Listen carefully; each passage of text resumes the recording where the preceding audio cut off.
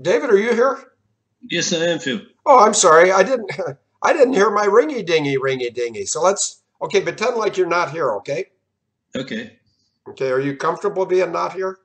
Yeah, it's quite an exquisite position. Oh, I'll change it in a minute, but go ahead. okay. Let's go from scratch. You ready? Yes. One ringy dingy, two ringy dingies. Hello, Phil. Oh, good. There you are. What's up? Well, I like your hat. How do you know what hat I'm wearing? You're wearing a fishing hat because I checked in on live stream and then I go off live stream to avoid the bandwidth problems. Oh, okay. Well, why don't you talk and then when you come up for, I'm not in the chat room yet. And I hate not being in the chat room, but there's worse things. Some people are dead, and I say that respectfully. I'm not dead yet, but I probably will be at some point. In fact, I surely will be. But anyway, let me get in the chat room. And in the meantime, why don't you go ahead and talk about whatever you want to talk about? Okay, well, it's kind of exciting. One of the great benefits of a loosely coupled organization, which is what we are, and the online capabilities with which we can reach, we can engage and launch projects without a lot of discussion between us. So today, Phil, we've officially launched a project to network injured community equity. Okay. And that means online, on web shows and so on. I'm going to be talking about helping an injured community, which might be the members of the fire department of New York whose relatives died on 911, or conceivably, and I think this might interest you, the pilot, passengers, and crew of American Flight 11, which allegedly went into the north face of the North Tower, but thanks to you, I know that it didn't. And the idea would be that if we can prove, and I think we can, a balance of probability argument, that what happened is there was a negligent or reckless switch of the interactive training system for AWACS weapons directors during the exercise when Serco and its investment bankers, NM Rothschilds, allegedly initiated a four horsemen's attack on America from the 47th floor of the north face of the North Tower. Okay, So, stop right there. Did you put that in writing already? yes. Good. If you send me that paragraph, and I'm multitask crap, I got about a zillion things going. There's more. My computer is a pain in the ass, frankly. Oh, somebody might say, "Hey, Field, how come you can quote scripture and then say pain in the ass?" Well, because God gave me a voice. David, And an uh, ass. what's that? We gave you an ass as well. An ass? Well, if you say it's a pain in the ass and people are querying you about how can you say that, God gave you a voice and, and an ass to go with it, right? Why, thank you. I think. I'm not being impolite. No, and I'm not being rude. I'll tell you what, there's a lot of people out there that think they're believers and they think they're Christians and they think they go to church and they don't have a flying rip about what's important. And I'm not going to preach anymore. I'll just keep that to myself. Right now, I'm looking up my password for Campfire, and I think I might have found it. But yeah, I want you to send me that paragraph or highlight where it is, and I'll put that in today's radio show because when's the last time we talked face to Well, face with? Thursday. Okay, I've had the most incredibly busy Thursday, Friday, Saturday, Sunday, and now today. Which reminds me, I want to talk about these bracelets. I got 6 of them this morning, but it's all a happy busy. But I'm going to ask you a straight question, David. Have you picked up on the fact that right now, in real time, there's a huge food fight going on about Malaysia 370? Yes. I'm trying to be calm and humble. Um, it dawned on me last Thursday if the UK Privy Council is talking about kicking the Navy off Diego Garcia, I thought to myself, self? Actually, I call myself Field. I said, numbnuts? Oh, excuse me, I meant Field. Same difference. I said, why would the UK Privy Council be talking about kicking the US off Diego Garcia? Now, I figured it out. Do you know why they're talking about that right now, David? To break the evidence trail? They Wednesday, 12 days ago, I had a spontaneous interview with John B. Wells on Caravan to Midnight, and in passing, I said, yeah, and I'm going to do a DVD on MH370 Truth. Holy shit. And I mean that respectfully. I mean, holy shit. Suddenly, the world everybody's trying to cover their ass about Malaysia 70 because they know the truth's coming, and it is coming. But, you know, it's an incredibly wonderful position to be in. I offered Malaysia, I told Malaysia I'm going to do a DVD docudrama, and it'll be debuting in Dallas in November. I said, if you guys want to be part of the project, meaning Malaysia, I said, you can be part of the project as long as you get me $70 million before June 18th. June 18th is the deadline. David, I haven't heard from Malaysia yet. Guess what? What? I'll honor that price. I will honor 70 million. If Malaysia sends me 70, they can call me and talk to me about the DVD. But somebody today who I know and respect said, Field, that's a little cheap, isn't it? Yeah, I said, yeah, I'm trying to give them a break. And they said, yeah, but it's worth a lot more than that, isn't it? I said, yeah, it is. Because someone in Malaysia, who shall remain nameless, told me that the lawsuit that will come over Malaysia 370 was worth $1 trillion. I didn't just make that up. That was 4 years ago. Somebody told me face to face that the lawsuit would be demanding $1 trillion. That was before Malaysia 17 went down. 1 trillion is on the low side now. David, I don't want to sound like I'm focused on money. I'm not. I don't give a rat's ass about money. But I do give a rat's ass about people, about truth. And today's scripture, I don't want people to think I'm smart enough or study enough to know what's in the Bible other than the truth. But John 18:37, in fact, somebody please put it in the chat room. I'm not there yet. And I'm not smart enough to know that. So, David, I'm going to turn it over to you. But the point is, the whole world, and that includes Russia, Ukraine, Netherlands, Saudi Arabia, Malaysia, Australia, China, Singapore. Did I say the U.S.? And yeah, and Israel. Yeah. All of those countries, every single one of those countries, except two, they're doing the old Hershey squirts because they're terribly nervous about the truth of MH370 coming. Somebody in the chat room knows which two countries aren't worried, and please put it. I mean, I know somebody knows it because I know when I put something out in a radio show ad, different people pick up on different things. David, I don't want to hold you in suspense or play guessing games. The two countries that need not be worried about Malaysia 17, Malaysia 370, or Russia and Ukraine, they had nothing to do with either one of them. And guess what? No offense and no pride, no arrogance. I am suddenly in control of Malaysia 370 and Malaysia 17 worldwide. David, over to you. Yeah, thanks, Phil. So you asked me to send you material about that paragraph, which I just mentioned. Mm-hmm. So it's already in the chat room, and it's already gone out. It's brief 289. Mm-hmm. It's the first paragraph, so I'll read it.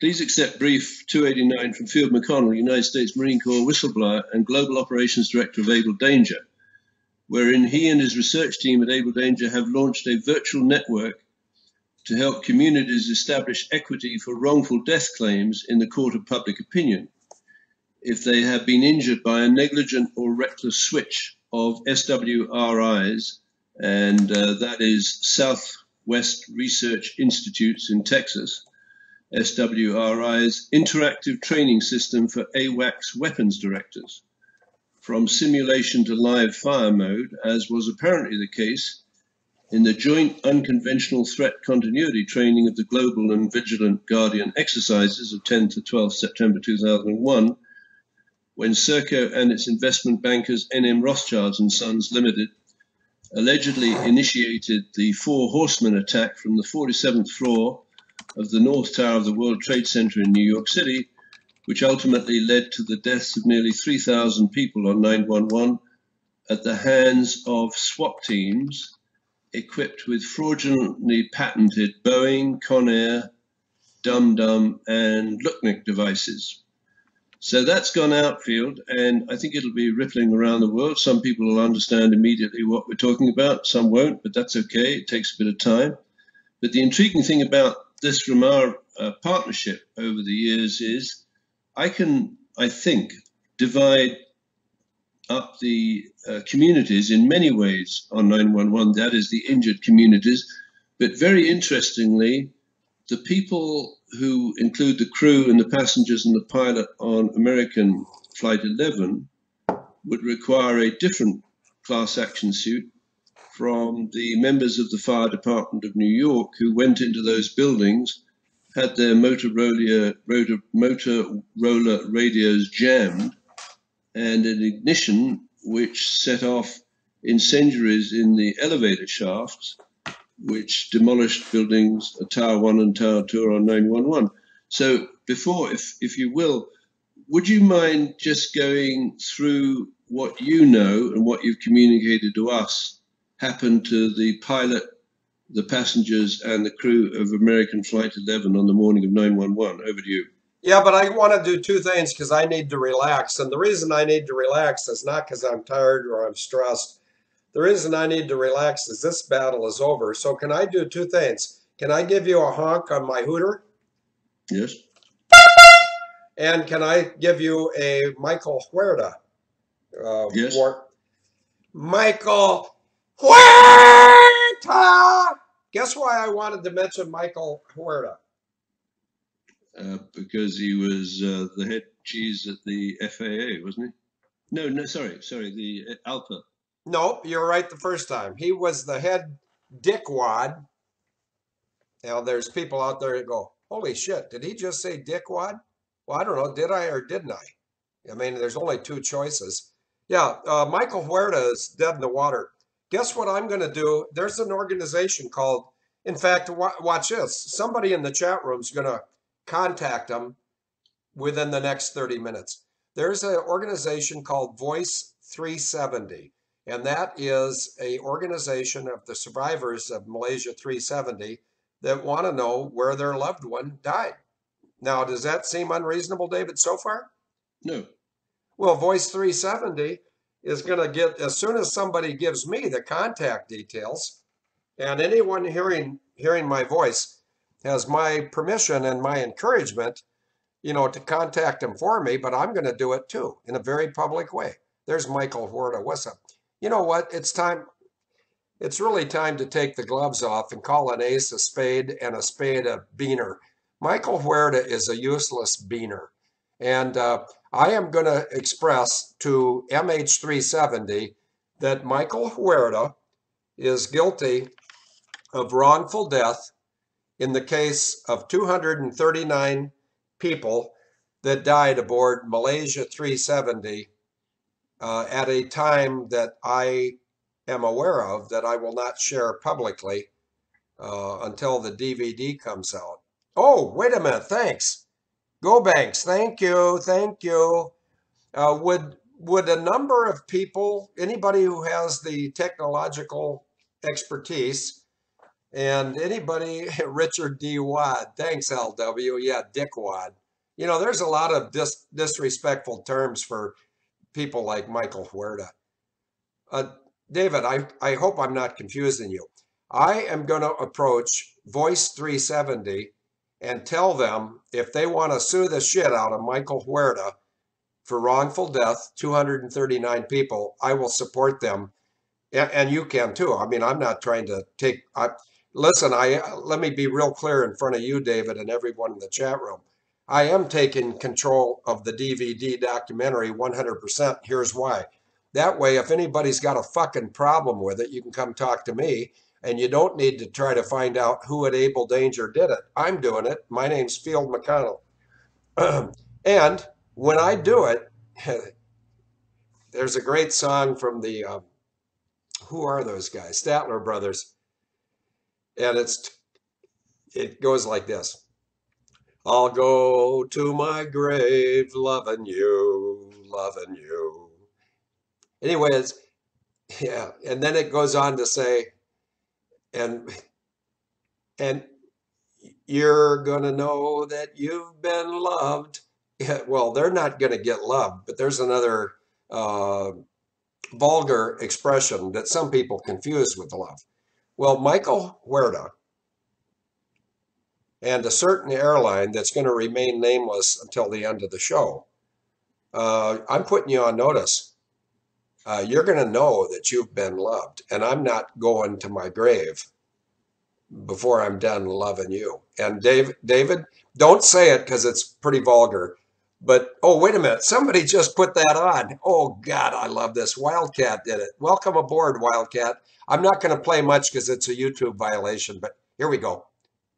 Bear with me, David. I do know what I'm... With summer fun, oh, yeah, they got to... I love wait a minute. Okay, I'll do it at the end of the show. That way we don't have a problem. But, in fact, boom, boom, boom. Okay, Denise is here. Welcome, Denise. Oh, David, bear with me. Don't worry. This battle's over. We win. And the paydays are coming.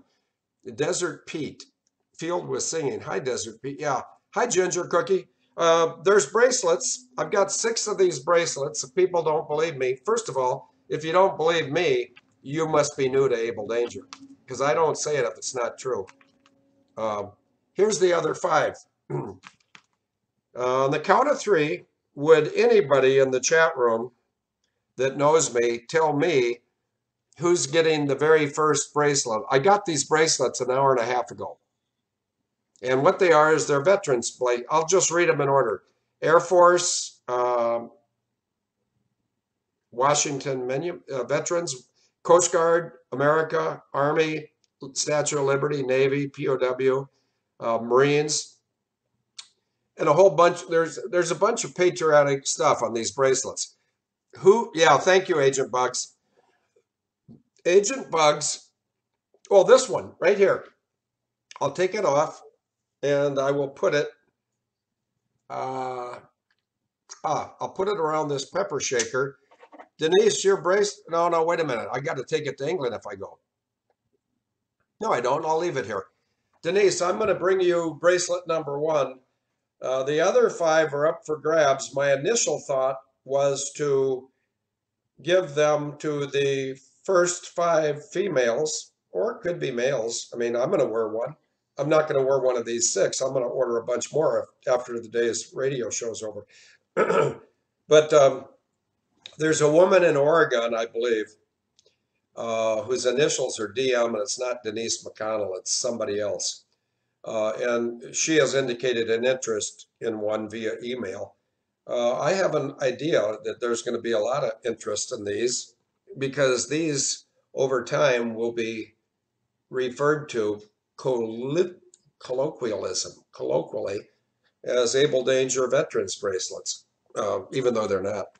But they will be. It gets confusing. So, David, I got these bracelets, one for Denise. I got 5 more. I think one of them spoken for. We'll worry about that later. David, this DVD I'm doing, I almost can't believe it, but as soon as I published on Caravan to Midnight on Wednesday, 12 days ago, I said I'm doing a DVD. Suddenly the whole world starts a food fight because they know that their ass is exposed. Now this is where my daughter, who's 24, Katie, that was her little baby I'm holding. She's never heard me talk in a vulgar manner because that's not my nature. But I know how to do it because I was in the U.S. fucking Marine Corps. And in the Marine Corps, if you want to make major or gunnery sergeant, you have to be able to say fuck them fucking fuckers fast. And I've mastered that. It's not something I'm proud of, but I can do it. Well, guess what? There's one airline and there is one Michael Huerta that I'm gonna lay it on them. I exposed the technology. I personally, not me and you. Well, David, you and I were talking. and we hadn't been talking very long, as you recall. In fact, that's a vague statement. Let me tell you how long we'd been talking. You and I met around 6 p.m. Central on the 6th of December, which was a Wednesday in 2006. Watch Go Banks, Braveheart, and Desert Pete go nuts trying to find this, but don't even waste your time, boys. I'll find it. At 21:59 and 10 seconds on Sunday, the 10th of December of 2006, I put in writing to the FBI, the FAA, and ALPA, the Union, and Navy Intelligence, what the illegal modifications were on Boeing aircraft that were used on 9/11. Do you recall that, David? Yes, Phil. Does it seem like a long time ago, December of 2006? Sometimes it seems like eternity, and sometimes it seems like it's yesterday. It's funny. Well, I love your ability to try to confuse me, but guess what? Well, Good luck. Anyway, you're right. And let me just check because I want to see if anybody, nobody's put it up yet, I don't think. And I'm going to put it up. Let me just get control of my chat room. Yep. Okay. Yeah, nobody's put it up yet. Oh, Braveheart. Aha. Braveheart. David, you remember I said at the end of the show, I will say what airline is going to be held accountable for MH370? right. And I didn't say it yet, did I?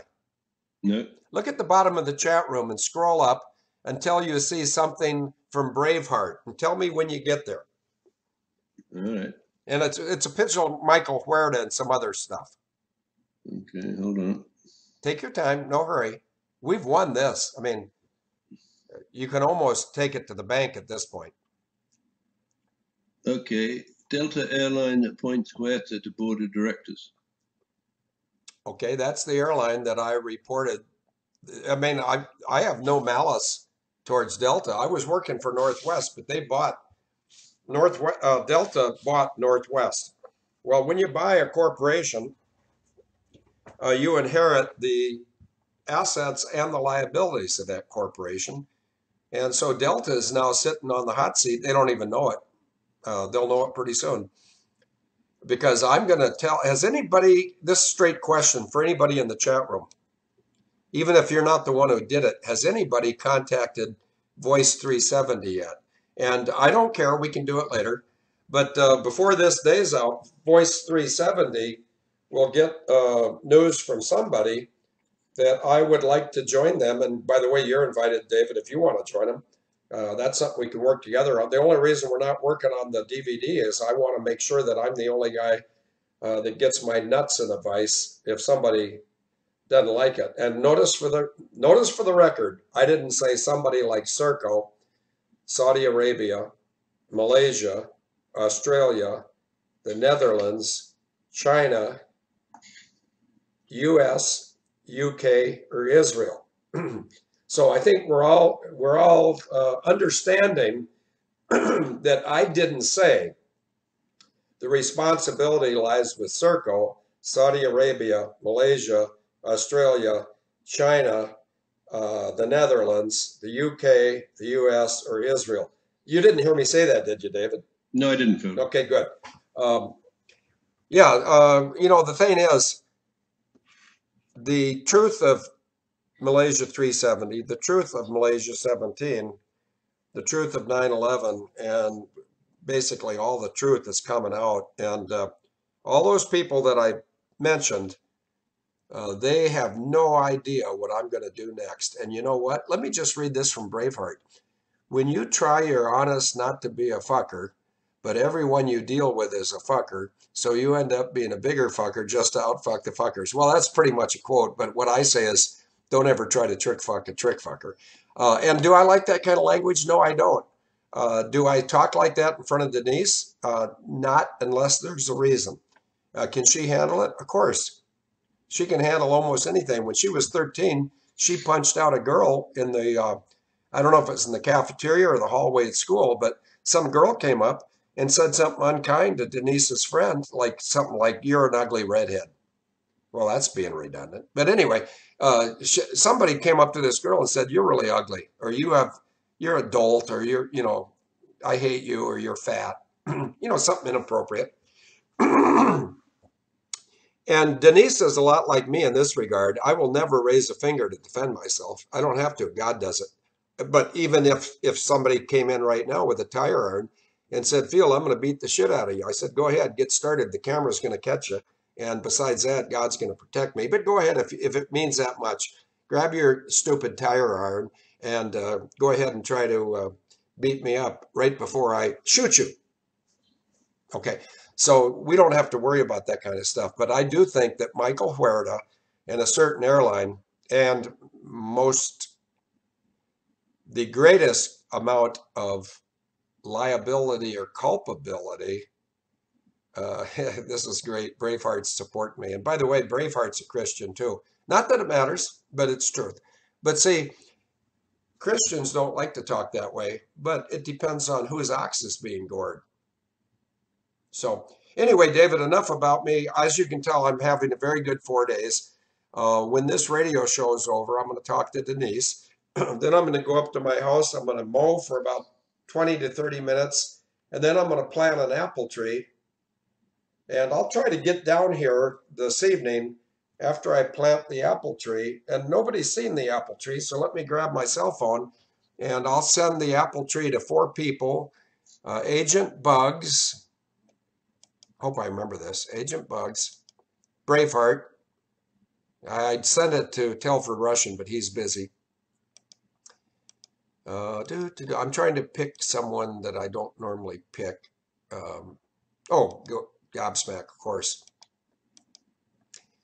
And Karen S. I'm going to send a picture of me, my daughter, my grandson, and a tree. David, while I send this, could you go ahead and dazzle people with your bullshit? Yeah, sure. Second paragraph, today's post.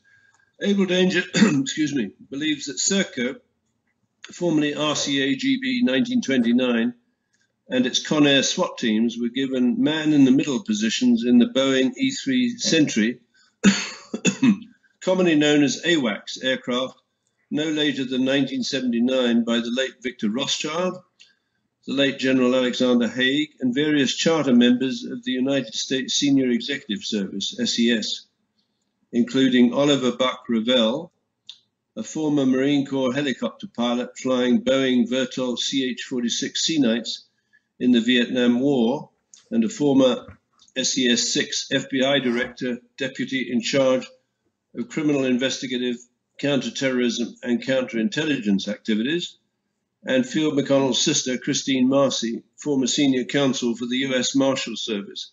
So I'm saying there was a little conspiracy between these 3 scumbags, your sister Revell and, Victor Rothschild and Alexander Haig, which transferred a unique surveillance facility on United States foreign and military policy around the world, which was basically executed, at least from a technological point of view, through this AWACS program. Do you have any comments or thoughts about the AWACS program, how long it's been in existence, and how dangerous a man-in-the-middle position would be if that was attributed to the enemies of the United States? Over to you, Phil. Well, first of all, any country that would claim that they're an enemy of the United States, that country, whoever they are, is fucked. Guess why? Why? Well, Merle Haggard had a song that when you're... Oh, good. Thanks, Braveheart. I just sent an email to 5 people with a picture of myself, my daughter, and my grandson. But Merle Haggard had a song about 40 years ago that went like this. When you're walking on... Let's see. When you're running down my country hoss, you're walking on the fighting side of me. You're walking on the fighting side of me. I just asked a young lady today, and she's 38. Her name is Agent Styx, S-T-Y-X.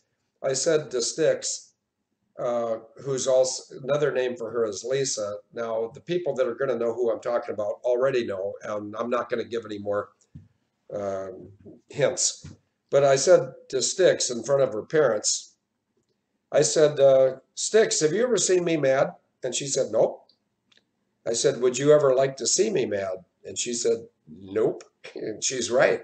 Yeah. Okay. Well, Merle Haggard, the way he phrased it with your, when you're running down my country, Hoss, meaning Hoss, Hoss, you're walking on the fighting side of me. Well, listen, if you're the United Kingdom or Israel or Saudi Arabia or the United States or the Netherlands or, if any country intends to do ill to the United States of America, you're fucking with the wrong guy. David, over to you. Yeah, and of course, one would have hoped that the Marine Corps intelligence activity would have picked up on this, but here's what Serco say they're doing at Camp Pendleton. They're providing digital fires instructors to the Marine Corps base at Camp Pendleton. How long have they been doing that? I would think probably 1999 or maybe before, and here's what they do. They teach the Marines, or maybe the senior officer class, I'm not quite sure if they go for a particular demographic, how to use information derived from all military disciplines, e.g. aviation, ground combat, command and control, combat service support, intelligence and opposing forces, to determine changes in enemy capabilities, vulnerabilities, and probable course of action. And my question is, who's the enemy as far as Serco's digital fires instructors at Camp Pendleton? I fear that these are the enemies of the United States.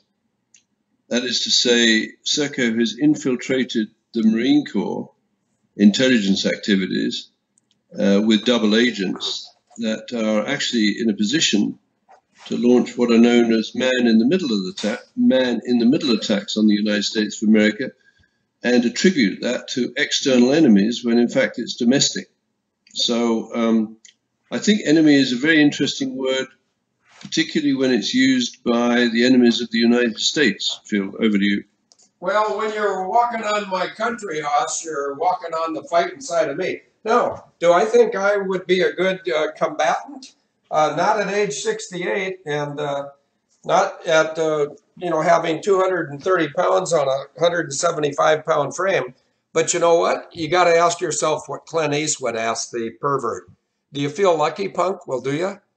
Because there's a wonderful quote, and it's from the 1700s or the early 1800s in U.S. military history. Maybe somebody can Google this and find it. And I think it might have been from John P. What's his name? That Navy guy. John Paul Jones. I'm not sure if it was him or if it was some Navy hero down in the War of 1812. But the quote is, "I will find a way or make one." Now, I know this sounds boastful and it sounds macho and it sounds like bar talk. Somebody tries to fuck my country, I'm going to fuck you back, and you're going to know you've been loved, to quote the Statler brothers, because all you have to do to defeat these rat bastards is tell the truth and have God standing behind you, okay? I hope that's clear enough, because there it is. There's a picture. That's an original. I can't even tell you that form of art. It's hot wax with paint, but it's a hot wax image on canvas, and right below it is a statue of Jesus with a sheep. And if people don't know he's behind me, okay, here we go with the song. Everybody loves the song. Harold Melvin and the Blue Notes. If you don't know me by now, you'll never, never, never know me. Anyway, I'll sing that at the end of the show. David, over to you. Yeah, okay, Phil. So I think now there is no question that treasonous elements within the Five Eyes countries have set up Serco with a man-in-the-middle position inside the program. So let me just talk about this pattern. This is Southwest Research Institute, SWRI in Texas. Very interesting outfit, a very dangerous outfit, I would say, from the point of view of the United States of America. and they have patented an interactive training system for AWACS weapons directors. The training system is for training AWACS weapons directors. The training system is programmed so that the student can select between a number of different training modes. These include interactive courseware, simulation, and live exercise modes. The system includes a voice recognition unit that is trained to recognize AWACS terminology and to interactively teach them. The original assignee is Southwest Research Institute. The priority date was 1997, actually October the 17th, when this thing was filed, but probably not published, because this is a covert, or what they call a submarine patent application. And in 2000, January, February, March, April, the 25th of April of 2000, that was granted. And that gave people who had a man in the middle position on the AWACS aircraft around the world the opportunity to launch the man in the middle attack on the USS Cole in Aden Harbor, when the most advanced frigate in the United States Navy was nearly blown into a million pieces because they hacked the communication system to the bridge, and the USS Cole was instructed to go into Aden Harbor, whereas previously, I think your terminology is UNREP, underway replenishment of fuel. Previously, it had fueled up off the coast. Unbeknown to the Americans, Aden Harbor had been controlled by the British since the days of the Levant Company in the 16th century, meaning the British had agents all around there who would have known that this was an enemy port from the point of view of the United States of America, but they needed to set it up so it looked like this was Al-Qaeda. Of course it wasn't. But they would allow the humiliation of the United States, because if the most advanced frigate got blown into a million pieces, then all of the power and investment and spending by the United States Department of Defense would be recognized as worthless, because you can't protect, or you haven't protected yourself against a man in the middle attack.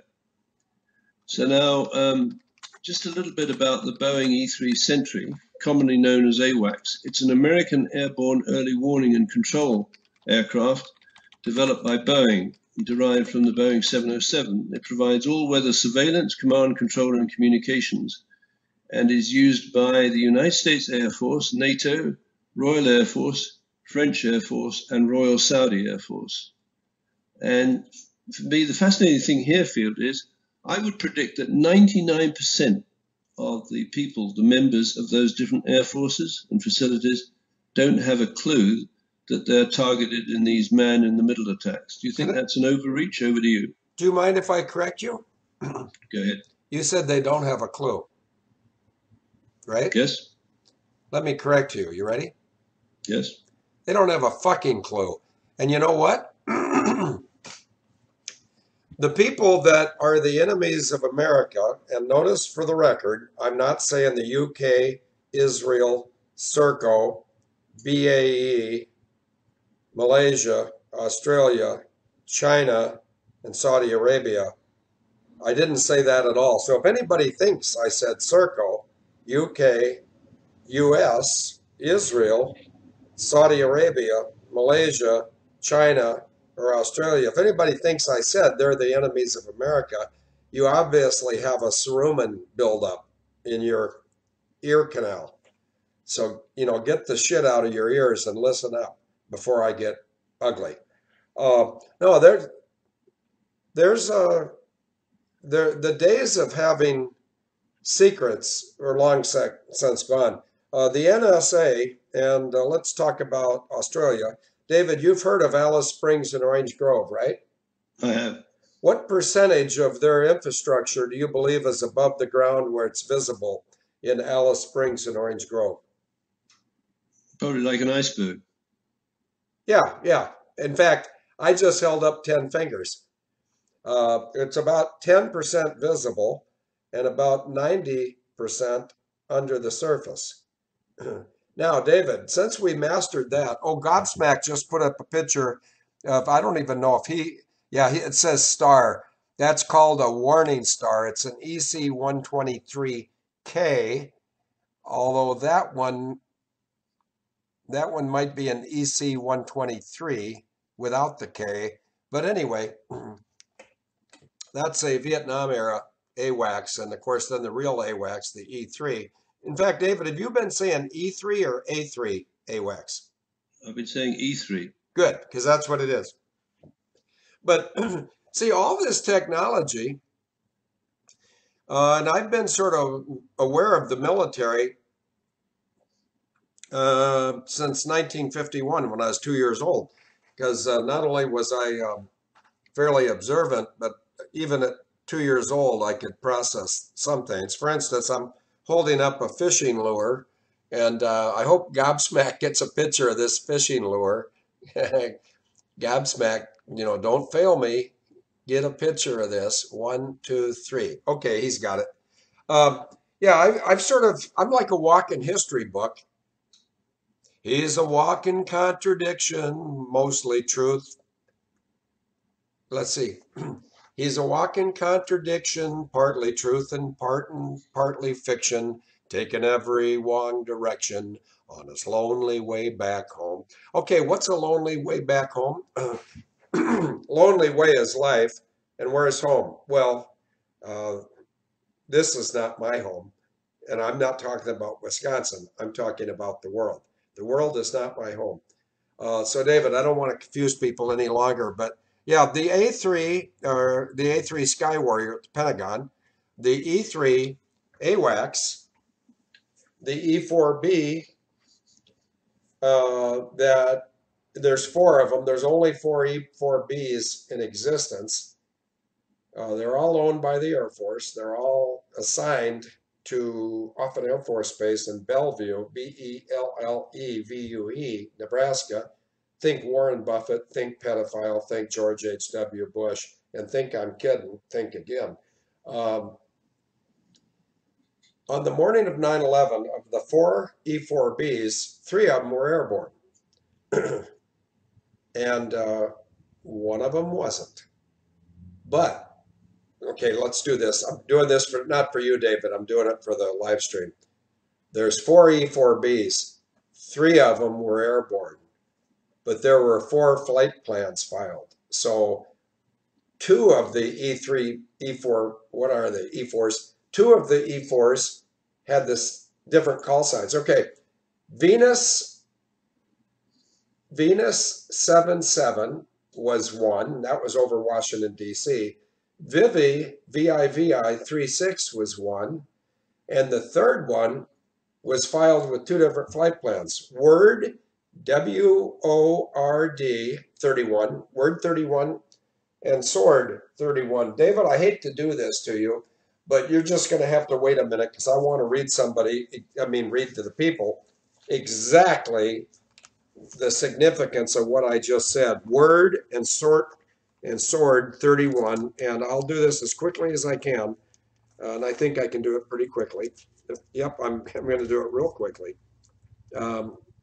I'm going to Ephesians 6, and I'm looking in 10 to 17, and here it is. It's in Ephesians 6. And somebody in the chat room, please put up Ephesians 6:17. I wonder what hat I'm wearing. Oh, my cowboy hat. Thank you, Kathy.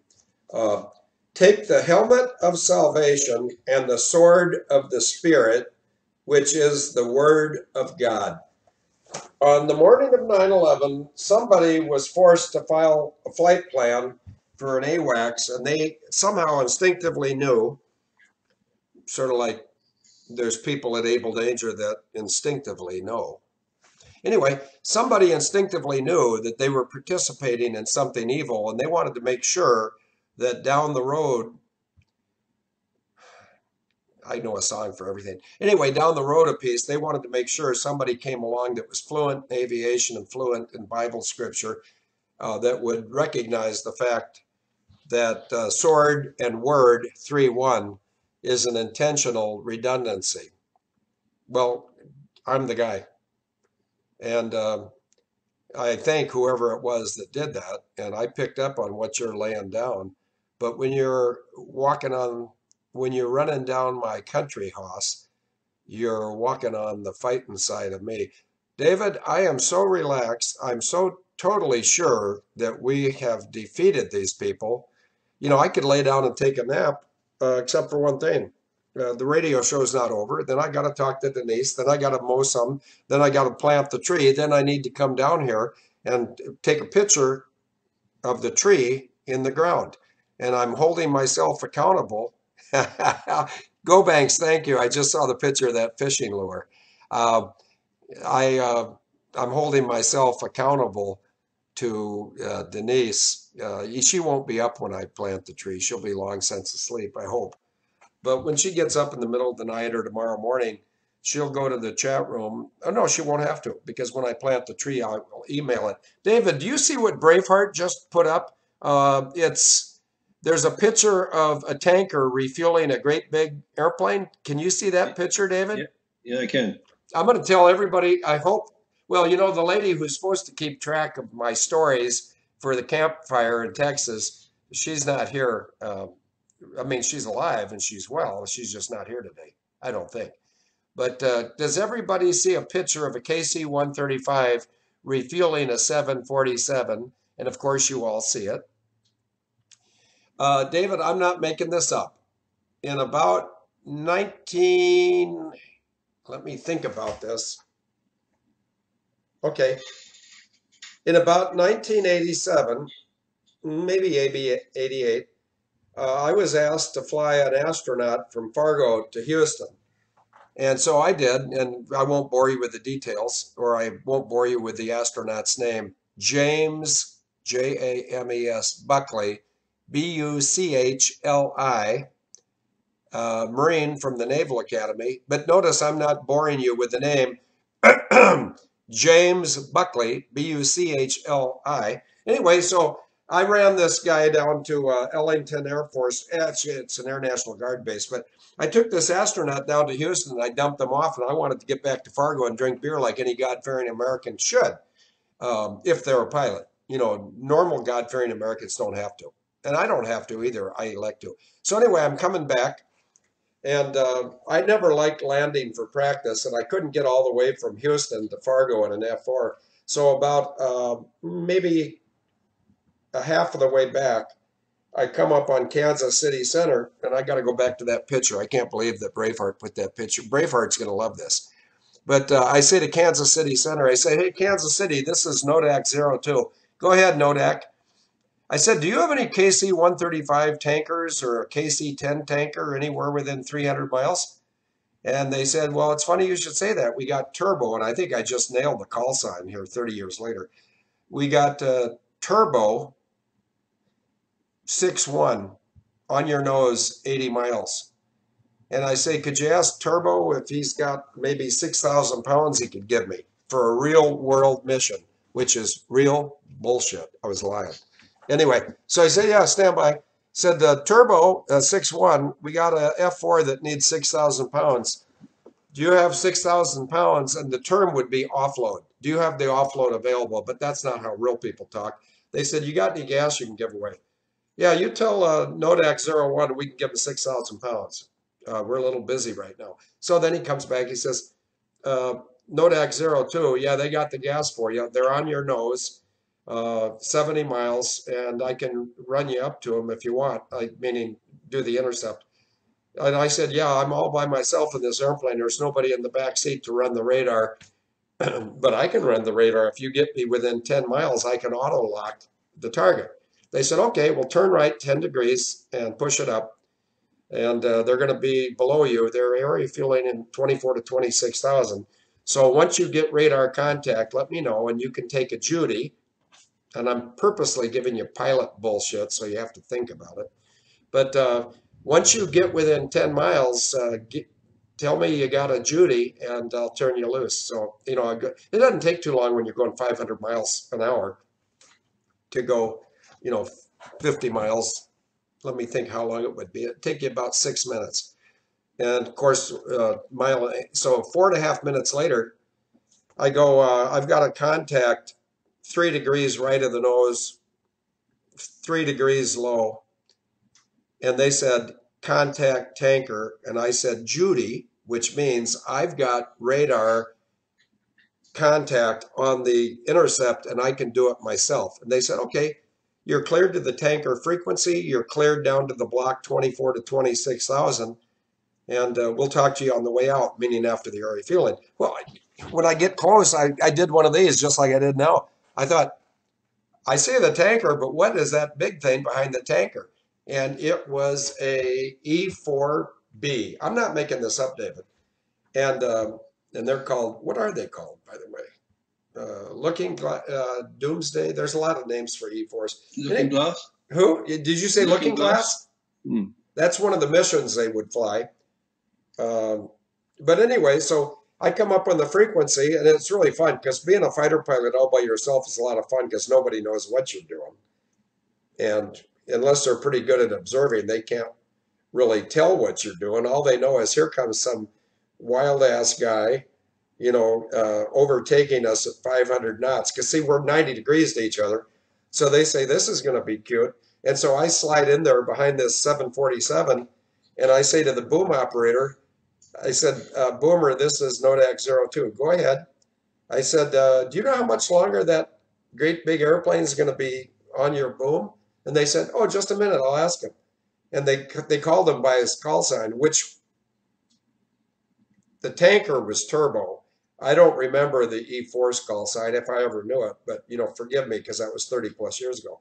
Anyway, you hear the boom operator say, Umpty Squad, how much longer are you going to be screwing around on the boom? This F4 is thirsty. And they said, we need another 70,000 pounds or something, which is a shitload. They said to me, they said, Nodak, he'll probably be on the boom another 15, 20 minutes. Can you handle that? And I said, yep. So I sat there and I flew formation with this tanker and this E-4, and I'm all by myself on an F4 thinking, you know what? Sometimes it's fun being me. So anyway, after about 20 minutes, I hear disconnect now, and I see the boomer pull the boom out. I see the 747 descend away from the tanker, and then we can forget about them. And then the boomer says, okay, Nodak, you're cleared to the contact position. So I go in there and I get my gas and I go to Fargo and drink beer. But isn't it interesting that Braveheart put that picture up and it triggered that memory? Because I can guarantee anybody that heard that story right now, you're going to hear the same story at the campfire in Texas. It's just I'll embellish it a little bit because, that's what fighter pilots do. David, over to you.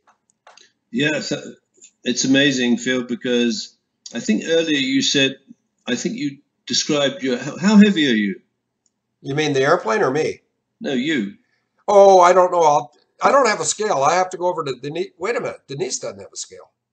I think you said something about 240 pounds going into something. I think I said 230, but I'm not sure I really weigh that much because what happens to guys when they get older is whatever you used to have on your gluteus maximus shrinks. So your rear end actually gets smaller, but of course you make up for it elsewhere.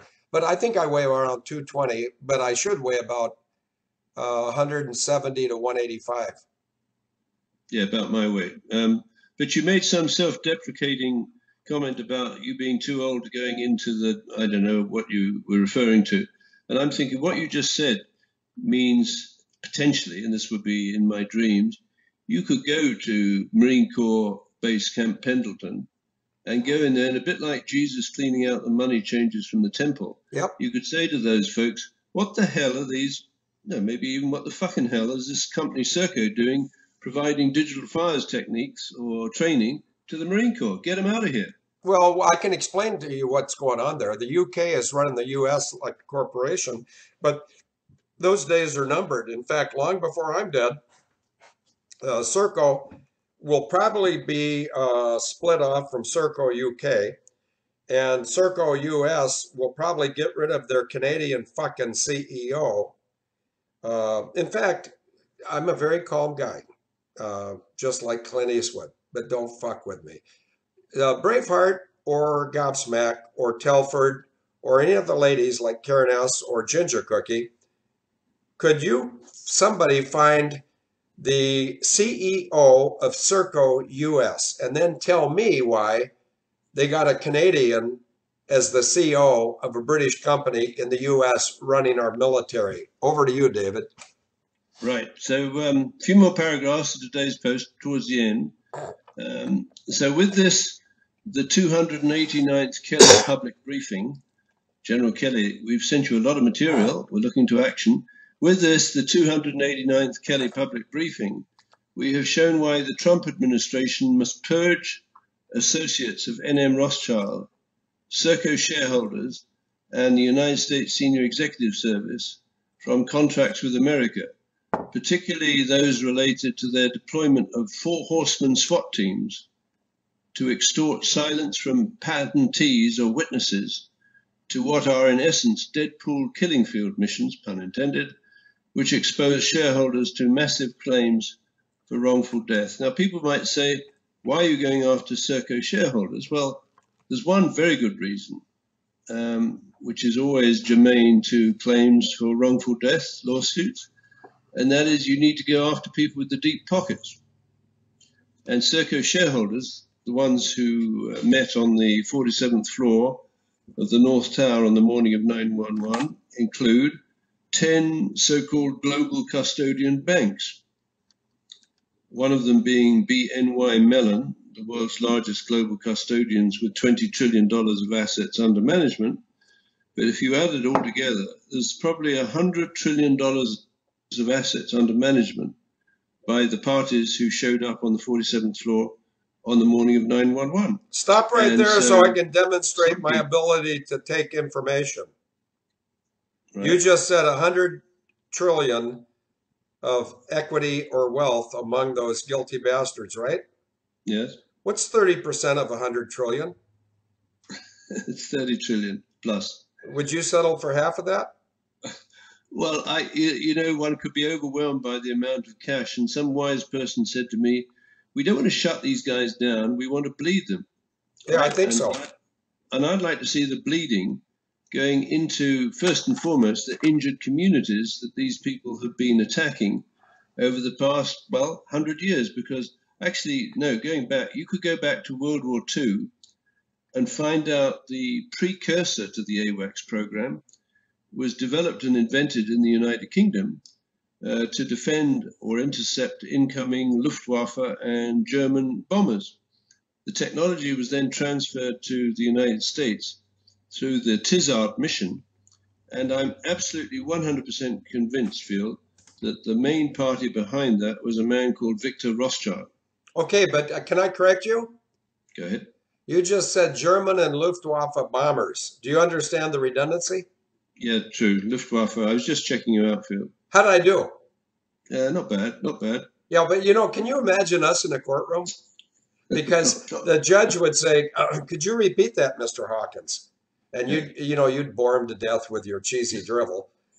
And then the judge, after 20 minutes of your run-on ad nauseum garbage, would turn to me and say, Mr. McConnell, do you have a response to what Mr. Hawkins said?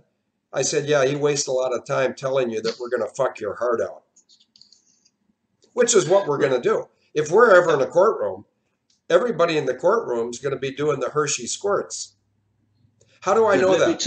Let me tell you a strategy here, Phil. Okay, good. I'm all ears. And you've got to watch Blackadder to understand the significance of these words. I have a cunning plan, right? Yep. And the cunning plan is, as these people start to do these Hershey squirts, yep, they're going to understand that a civil action for wrongful death could lead to a murder one charge. Yep. Right? It doesn't necessarily lead that way, and the converse is not true. However, what would you rather do, to take the organization with $100 trillion of assets and pay off the party that is bringing these class action lawsuits, or take your people and put them into the criminal court where they could be charged with murder for hire or even pedophile entrapment? I think they're going to settle out of court, Field. Over to you. They have to settle out of court. Do you remember me telling you, 2 weeks ago that on Friday, the 25th of May, my presence might be required in a courtroom on the East Coast? Yes. That was true. Now I'm trying to take a fish hook off my cowboy hat. And don't worry, Kathy, I didn't hurt the hat. In fact, I got proof. There it is. No, I made a commitment to a man. Let me see if he's in the chat room. No, he's not. But M4S is, and that's almost as good because M4S knows if I say MD, Mike Delta, he knows who I'm talking about. Yeah, this guy said, hey, Field, I'd like you to be in the courtroom on May 25th for this proceeding. I said, okay. I said, why don't you have the judge subpoena me so I have to be in the courtroom and I'll be there. And so the party says, okay, I've given your name to the court and he probably will subpoena you. And I said to Agent Mike Delta, I said, I don't think so. I said, you've told me this judge is legit and he's a wise man, right? And he said, yeah, he is a wise man. I said, well, if he's wise, he's also informed. And if he's wise and informed, by the way, Eager Beaver, you got it. That's exactly what was hanging on my hat. I said to Mike Delta, I said, if he's wise and informed, I don't think he'll issue a subpoena. But even if he does, I don't think he will allow me in the courtroom. And he says, yeah, but are you willing to go through the process? I said, sure I am. And I got a witness right in the chat room named Kathy McCaley. Because Kathy McCaley, I hope I pronounced that right, she said, if you go to that court, I want to be there too. And she said, I know it's on the East Coast. Where is it? I was sort of vague. And I sort of got her idea. She had the understanding that this court was probably somewhere in the vicinity of Boston, Massachusetts. I said, but Kathy, don't drive up there because I don't think they'll let me in. And she said, well, I'd like to be in that courtroom if you do walk in. And I said, yes, and the judge wouldn't. But anyway, the bottom line, David, I didn't get subpoenaed, and the party that invited me to be subpoenaed got dealt with in a just manner, which reminds me of a quote I heard yesterday. Without the truth, there is no justice, and without justice, there's no peace. How's that for philosophical, David? I think it's very good, Field. And can I just talk about the schematic of the patent in reference that I think is behind the switch from simulation to live fire on 911? Yes, you can, as long as it's something you already posted, and I've already looked at it, and it's right below Hugh knows, H-U-E, and it's right above Braveheart. Okay, it's up in the chat room, and you can see it's dated, well, the number of the patent is 6053736. Yep. It's dated April the 25th, 2000, which gives you a nice, because let's say the attack on the USS Cole, I think, was the 12th of October, 2000. Yep. And if you look at it, the top figure 1 is about a controlled aircraft display, and you've got student consoles, weapons directors, and pilots. So I guess there are various communities that are looking at this display. They have speech recognition, digital audio controller, program, memory, simulations, and live exercises, meaning that this system can be switched from a simulation to a live exercise and back again 3 times before breakfast. Now, one of the complaints of the air traffic controllers on 911 was the fact that there were at least, I believe, 21 radar injects appearing on their screens, and they were desperately trying to get them purged. But those radar injects included right through to the crash of whatever it was that crashed in the field outside Shanksville. So I'm saying, well, it's really simple. Whoever had custody of the technology that allowed the air traffic controllers to be switched from simulation to air traffic control in real time is responsible, either through negligence or recklessness, of the wrongful death of the people who are on those aircraft. Now, the natural way I think our talents pan out is, Field, you would be amazing in any court of law that talks about the aerial maneuvers of the planes that went in different directions on 911. And I think I've become pretty credible about how you can hack into radio systems and trigger incendiary devices in the elevator shafts of the Twin Towers, and for that matter, building number 7. And those 3 steel frame buildings were the first 3 buildings to collapse through fire in history. There have been no buildings since. There were no buildings before if they're steel framed, because steel is resistant to the kind of temperatures you would get with a conventional fire based on office furniture or jet fuel.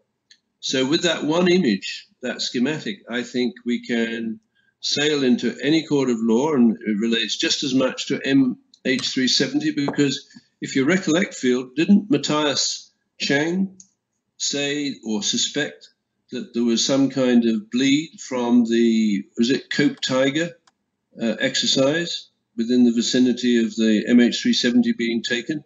I think we can now go to Matthias Chang or anyone else who's interested in the solution to MH370 and MH17 and said, we have the weapon that we used to hijack that plane and ultimately put it into a crash in the Ukraine. Over to you. Well, now, David, just to show let me see if there's any newcomers in the chat room, because otherwise I don't need to make this redundant comment.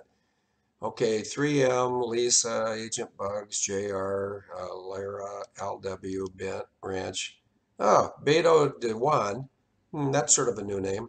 Bob Hutchins from Kimberly, Braveheart from out west in Oregon, yourself, Telford, New Jersey, Denise, who I love very much. And you know what? When anybody screws with my wife, and I don't mean that sexually, I mean, if you burden, vex, hurt, frighten, or threaten my wife, you have just really fucked up. Dixie Gypsy, I know you. DJM. Okay, I don't know DJM, I don't think. So that's a new one. So I can tell. Now I found one new person. I can go ahead and say this. Unfortunately, I forgot what I was going to say. I think I was going to say, did you just mention Matthias Chang and we can give him the weapon that was used against Malaysia 370? Yes. I'm not telling you this because you know it, but I've met Matthias Chang, doesn't matter where or when. I have a rapport with him. We have mutual respect. One of us is confused about how the other one does what he does, but that's okay, because who wouldn't be confused, frankly? But right now with this radio show ad, David, you know, when this radio show concludes in 15 minutes or so, you know that I'll post it and there'll be a link so I can email the radio show ad, correct? I mean, the whole radio show, I can email it. Correct. Okay. I'd like a show of hands from people who want to be copied on the email when I send it. And I will not send it to Matthias Chang directly. I will send it to a family member of his, and I'm doing that for his benefit. And everyone in the world that's paying attention knows I know Matthias Chang because Joyce Riley, bless her dead heart, she died about a year or 18 months ago. She used to talk about Matthias Chang and I in Malaysia 370, and she, not me, I never spill anybody's guts. You know, you can trust me. In fact, David, do you think I'd ever be so foolish as to say George H.W. Bush or Serco? No, Phil. No, I'm very cautious. I don't want to get my tit in a ringer. But I certainly don't. No, we don't. We got to be careful. So let's not ever say Saudi Arabia, Serco, George H.W. Bush. But having said that, the world knows I know Matthias Chang, and Matthias Chang knows I'd never blow his cover or expose him.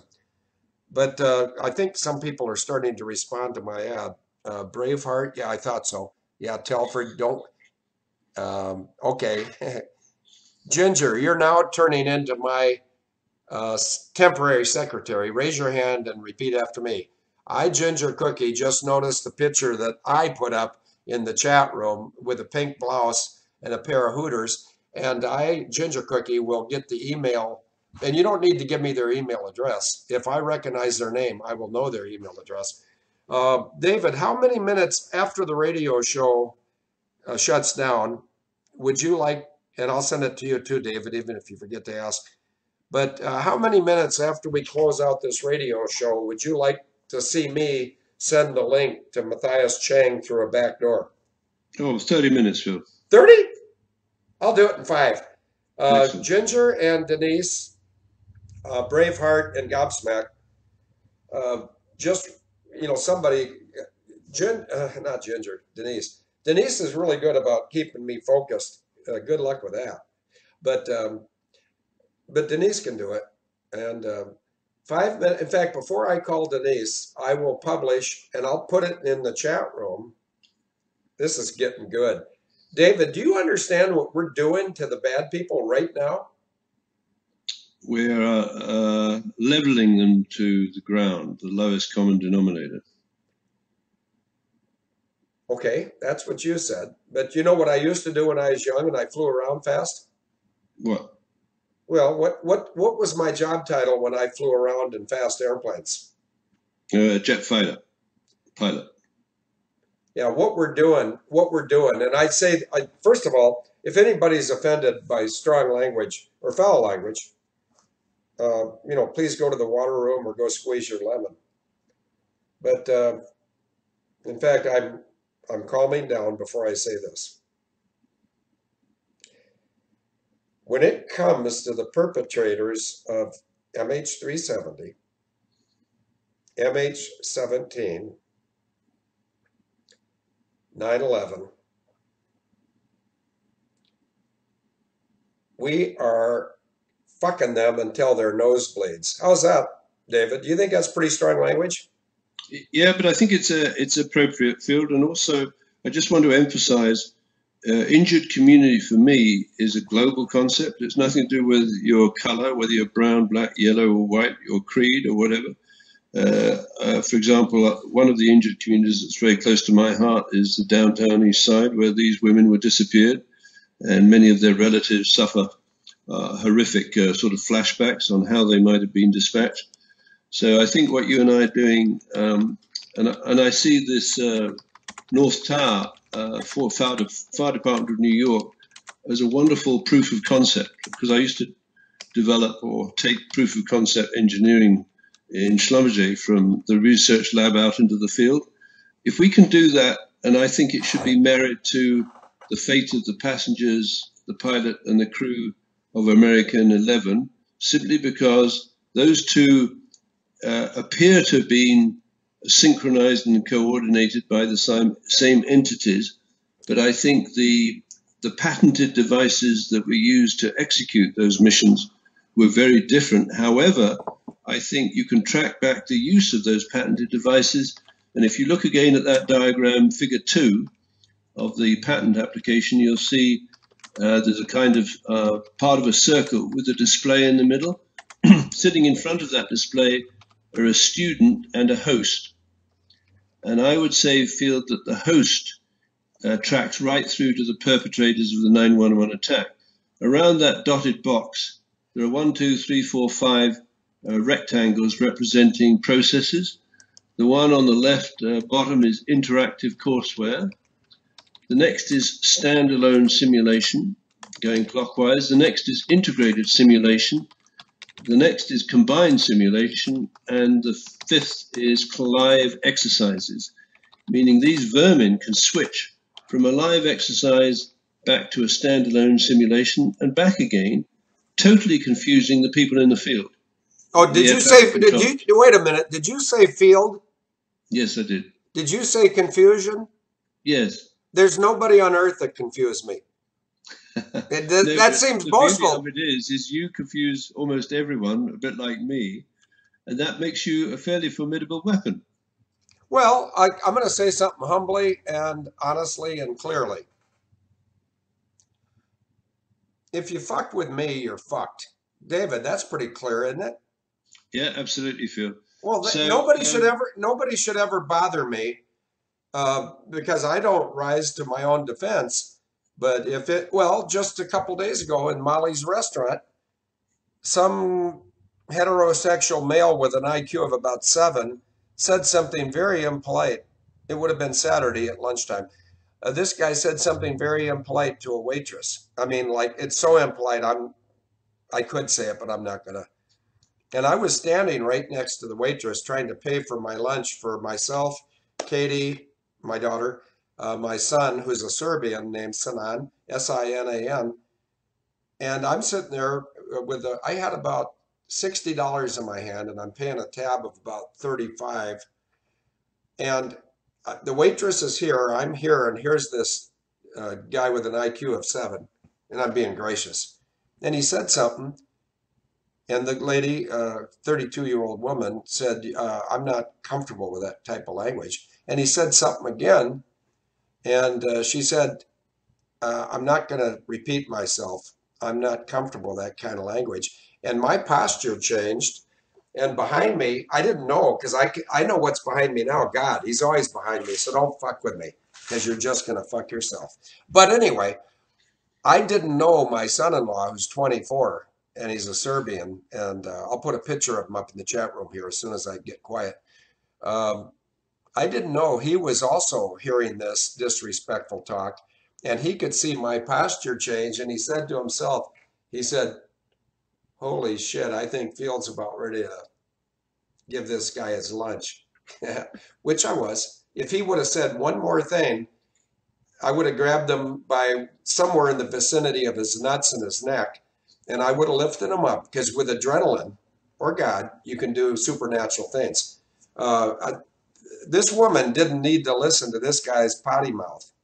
And he said it once, he said it twice, and then if he even started to move his lips a third time, he would have been out the door and on the street. But I was so happy, I'm proud of my son-in-law. He said, Field, I saw what you were thinking of doing there, and I want you to know I was on the same page. He says, I was thinking of getting involved too. And I said, well, okay, I didn't know that because you were behind me, but I'm glad you were behind me.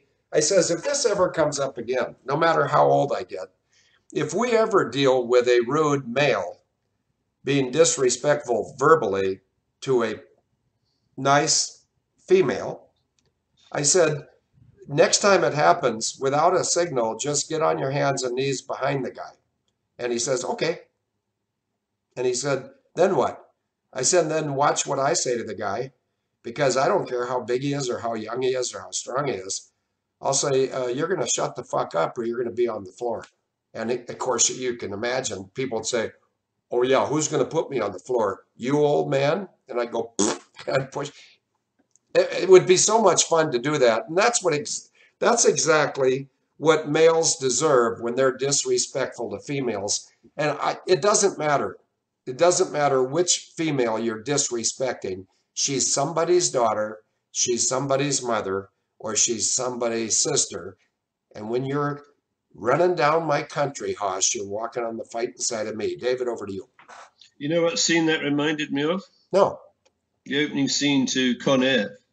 Okay. I've never seen the movie.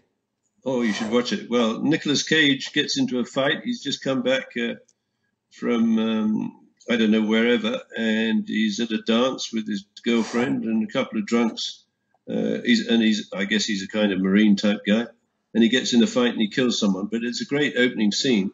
And that leads to the Con Air story from the Hollywood point of view. And of course, from a forensic point of view, it leads to our analysis of Con Air that leads to your sister, who certainly has a great disrespect for heterosexual women, I would suggest. But anyway, I digress. So last paragraph of today's post, Abel Danger will help injured communities to develop remedies with crowd-funded docudrama film productions and class action lawsuits, so that while claims for wrongful deaths appear in the courts of public opinion, scripts for physical acts causing deaths, or in law that's known as actus reus, associated with the negligent, reckless, willful, fraudulent, and or the covert use of patented devices, can be published on the Abel Danger website without attempting to prove mental intent to murder, or known as mens rea.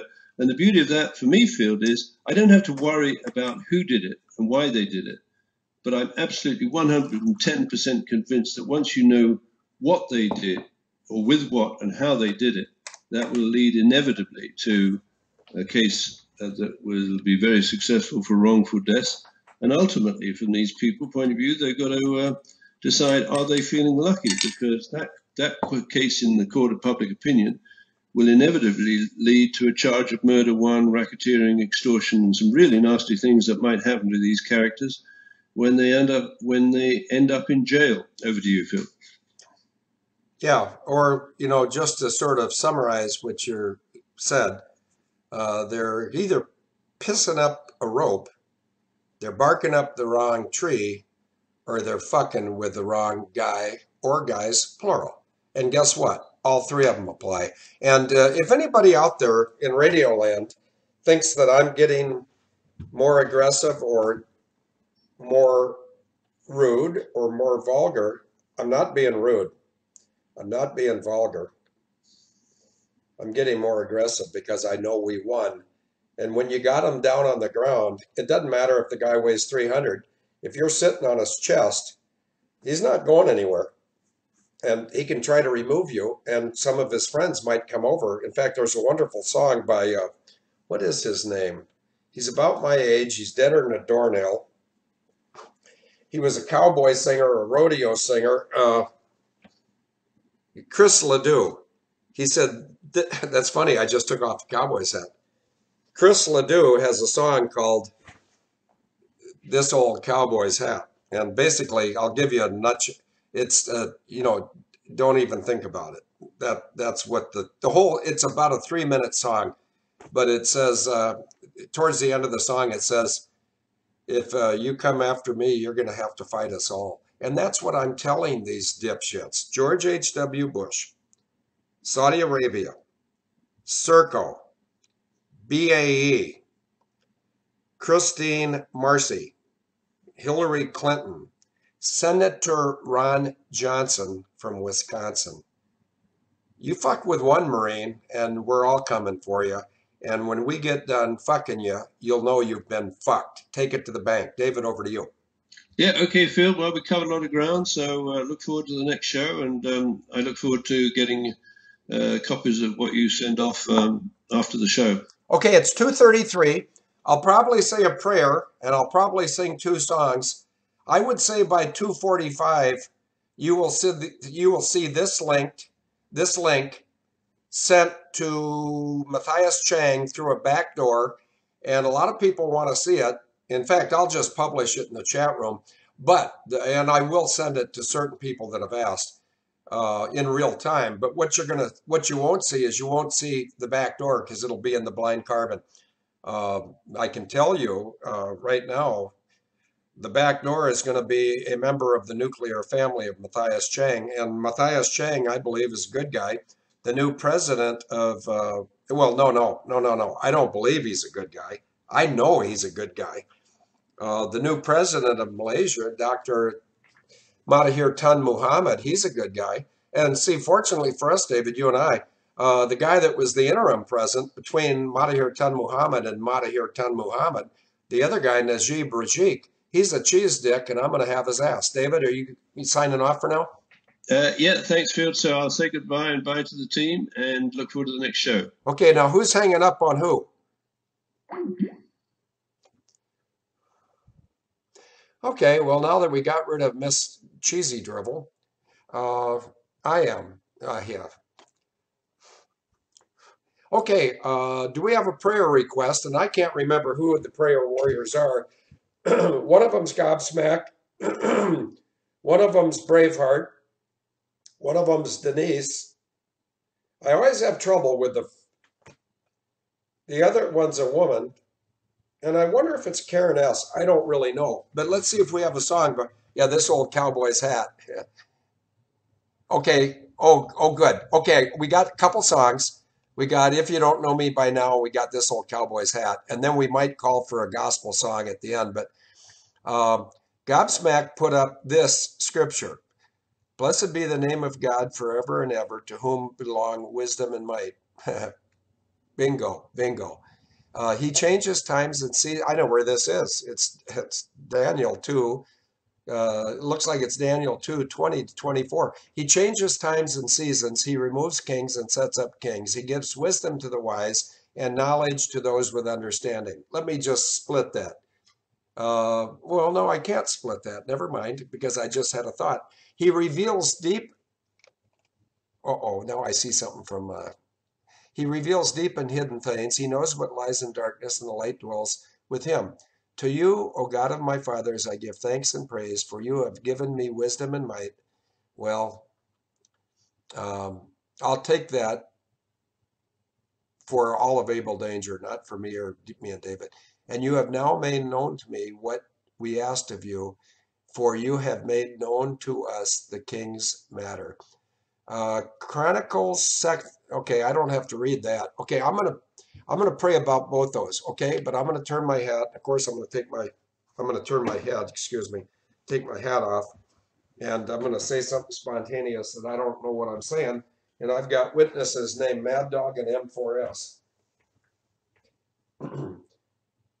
Dear Heavenly Father, I come to you now in the name of your precious and innocent and wrongfully slain Son, Jesus, and I pray in Jesus' name that you will continue to reveal what's hidden in darkness.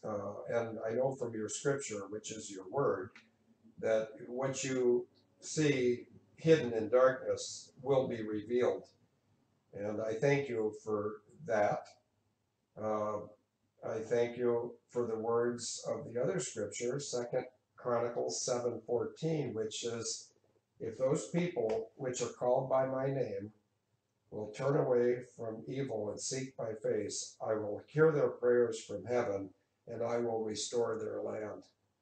Now, I just got that a little bit imperfect, but guess what? I mean, I'm not talking to God now, I'm talking to you guys back there.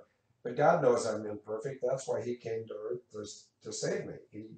God didn't come down here, he sent his son. But his son came down here to save the lost, such as me and most of you. And God sent his son down, in the words of John 18:37, to expose the truth. And here we go back to Ephesians 5:11, have nothing to do with the evil deeds of darkness, but rather expose them. God in heaven, please, if this is my last utterance, please know before you call me home that it has been distinctly my privilege and honor to serve you in the exposure of evil, even when it's my own sister, Kristine Marcy, or a fairly powerful pedophile, gay, Nazi pervert named George H.W. Bush, which is not his real name, or if it's a skinny erect primate like Barry Swatero, which is his real name, but it's people think he's Barack Obama. And, the Clintons, what a trio of misfits they are. And God, I can't even bring myself to, I know that you know God, and Jesus, you know, and you know that I know, but I'm not going to say in a prayer out of courtesy for the people behind me listening, I'm not going to say what the bad people did to Kathy O'Brien and why that aroused Hillary Clinton, but I will give them fair warning. This recorded prayer is going to Malaysia within the next 10 minutes. And anybody who is on the wrong side of MH370, and anybody who is on the wrong side of God, think of me as a humble servant, and I will die, and I may die right now, and I don't care. I will die before I will watch this abuse in this world much longer. God, thank you for your son. Jesus, thank you for saving me. And both of you, God and Jesus, thank you for sending Denise to be my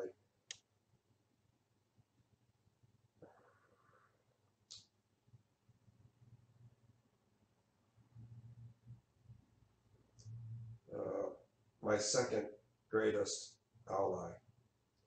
And she knows that the only ally that I lean on to a degree more than she's capable of delivering is you yourself, God. So, in Jesus' name, I pray these things. Amen. Let's sing something. And I don't care what it is, but I think I saw it. Oh, yeah. Okay, here we go. Let me just, Father Mulcahy.